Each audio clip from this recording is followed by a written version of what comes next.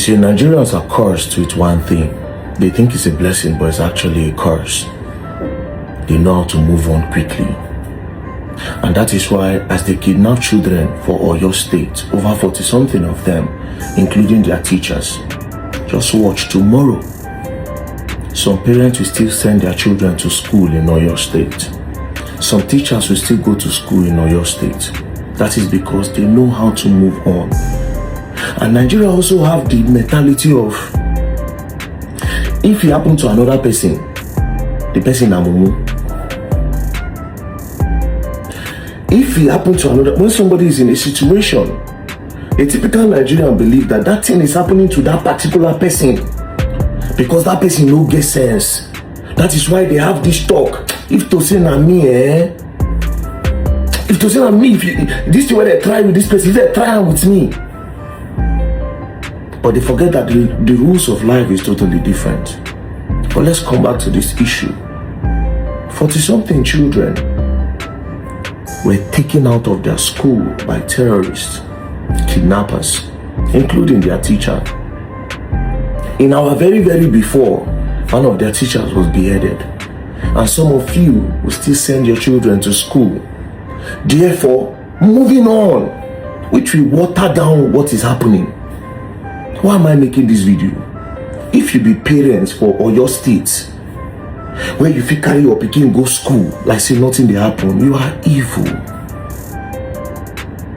If you be parent or a teacher where you still get that mind to still go school on Monday, which is tomorrow, still carry chalk or you carry marker, they write for blackboard, they teach children, knowing fully well say other children dey for inside bush, rain dey fall, sun dey shine on top their head, nobody know wetin they chop, nobody know wetin they drink, knowing fully well say a teacher like you was also beheaded.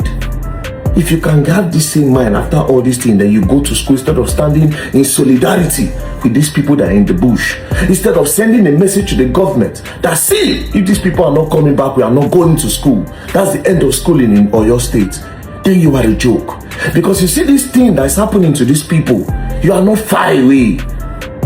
Be it private school, no matter how armed and heavily guarded a private school is, these Boko Haram terrorists can penetrate anything because the government are not ready to send them out. The government are not ready to tell them that enough is enough.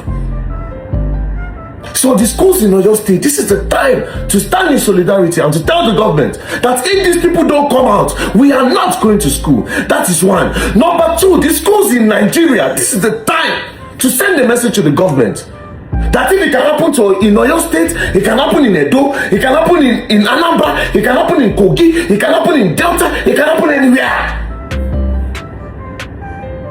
Because insecurity started from somewhere and now it's happening almost everywhere. This is the time for Nigerian students, to the Nigerian Union of Teachers, this is the time to say no, we are going on a strike. Until these people are out, we can no longer teach.